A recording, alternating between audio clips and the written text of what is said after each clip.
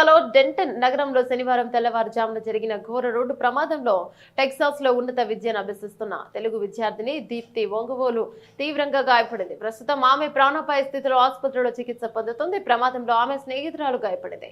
ప్రమాదానికి కారణమైన వాహనం డ్రైవర్ ఘటన జరిగిన వెంటనే అక్కడి నుంచి పరారైనట్టు స్థానిక మీడియా కథనాలు పేర్కొంటున్నాయి. డెంటన్ పోలీసుల ప్రకారం ఏప్రిల్ 12వ తేదీ తెల్లవారుజామున 2:12 సమయంలోనే డెంటోనే 2300 బ్లాక్ ఆఫ్ కారిల్ ఆల్ లాగో డ్రైవ్ వద్ద దీప్తి ఆమె స్నేహితురాలు నడుచుకుంటూ తిరిగి ఇంటికి వెళ్తుండగా గుర్తు తెలియని వాహనం వారిని బలంగా ఢీకొట్టింది. ప్రమాదం జరిగిన వెంటనే డ్రైవర్ వాహనాన్ని ఆపకుండా వేగంగా అక్కడి నుంచి పరారైనట్టు పోలీసులు తెలిపారు.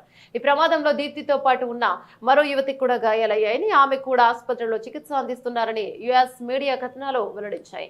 అయితే ఆమె గాయాలు ప్రాణాంతకం కాదని తెలుస్తోంది. దీప్తి ఒంగోలు లింక్డ్ఇన్ ప్రొఫైల్ ఆధారంగా ఆమె యూనివర్సిటీ ఆఫ్ నార్త్ టెక్సాస్ లో కంప్యూటర్ అండ్ ఇన్ఫర్మేషన్ సైన్స్ లో మాస్టర్స్ డిగ్రీ చదువుతున్నారు.